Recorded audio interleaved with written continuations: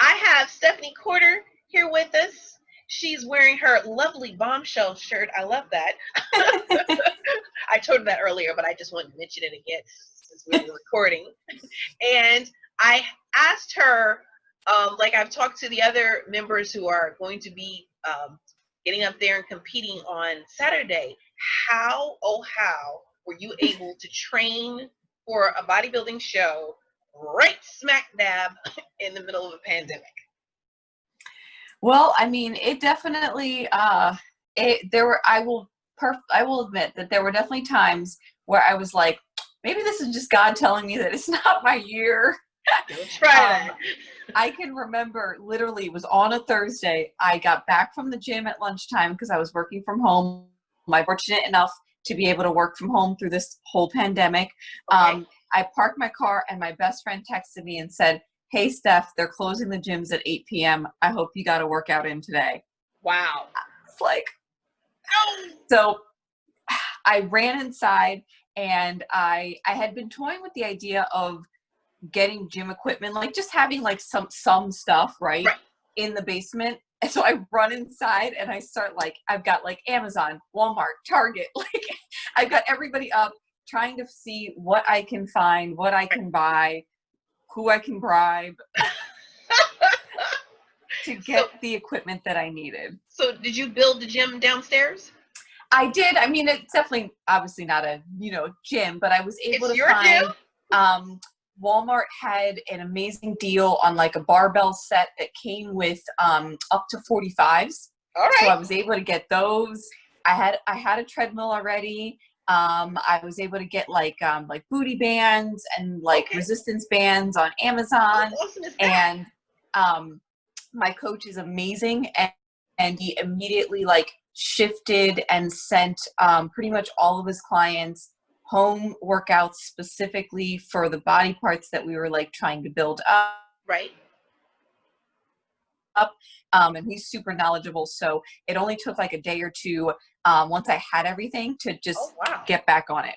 Yeah. And who's your trainer? Yeah. Keith Lagenecker is my trainer. He's based out of Pennsylvania, which again, fortunately, I'm a glass half full person. So I look this way. He's only about an hour and 15 minutes away.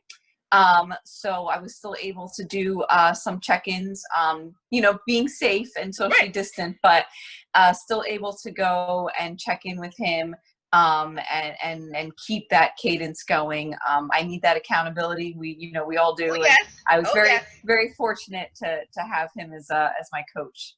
Oh, that's kind of amazing. Yeah. So what has going through this training, I meant to ask you, how many shows have you done before this? So I've done shows before this, but years ago I did NPC in New Jersey. Right. So it has been, if Facebook memories is correct, about 5 years since I've stepped on stage. Look at that! And you decided to jump back in there. Yep. Yes. Yep. We have many friends in the NPC. Love them. I could go down the list, but we don't have that long.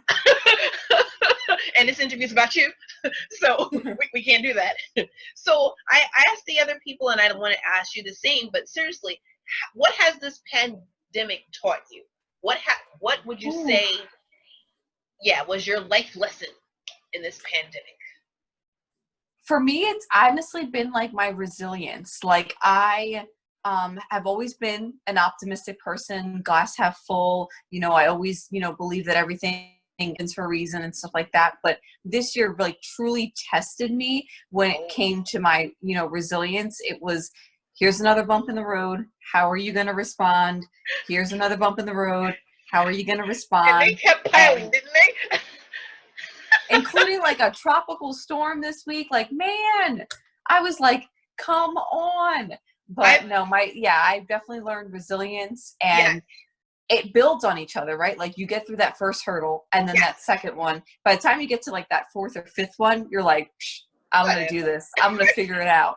You're like, I got this. It's okay. Yeah. How about what the pandemic taught you about other people? So me being the corny glass half full person that I am. That's okay. I have a renewed faith in people. I have had people reach out, complete strangers online, on Instagram, be like, hey, Steph, I'm rooting for you. Just checking in. How have you been doing? Coworkers, literally like my boss being like, hey, Steph, you just let me know if you have on your plate. I know you're getting close to the competition. If you need to take an extra time off, I'm on this call right now. I'm still working today, All you right. know? So I have a sense of just like renewed faith in people coming together, helping each other out. Even if it's a text message that says like, hey, thinking about you, it means the world. It really does. It does. It matters. It definitely matters. I think so too. I do. So what are you psyched about most now that you're going to be getting back on stage on Saturday? Honestly, I know it's been so many years, right? Right. And I've put in the work, and now I get to get on stage. I'm excited, one, to just meet my fellow competitors. I have a few like that are, friends of mine that I know, but I'm just excited to be, backstage with those girls who have like been in the trenches, and just kind of be like, yeah, we made it. And then I'm honestly really excited to get some feedback from the judges. This is my sport. I want to be competitive next year, and I'm excited to get that feedback.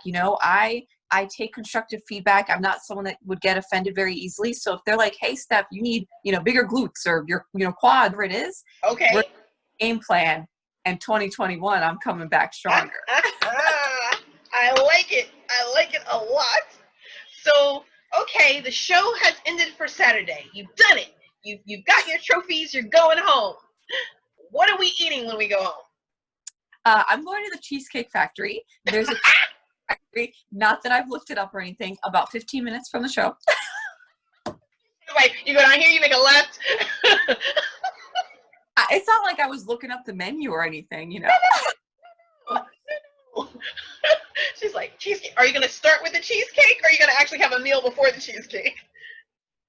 So they have they're like cheesesteak egg roll appetizers that, good Lord, I haven't had a piece of fried food in so long. We're going to start with the appetizer, go light on the meal, because I'm having some Reese's cheesecake. Okay. And I don't think anybody was standing your way. I think they saw, your eyes light up there. I would not mess with you at all. All right. So my question is, and it's my last one, is there anything else that you just want to share with us today about anything, about the training, about the show, about life? I want to thank you guys for having the show. I know that it has probably been like herding cats the last few weeks, trying to figure out the logistics and answer everyone's questions and keep us all safe and everything in between. I'm just really super grateful to have the opportunity to step on stage.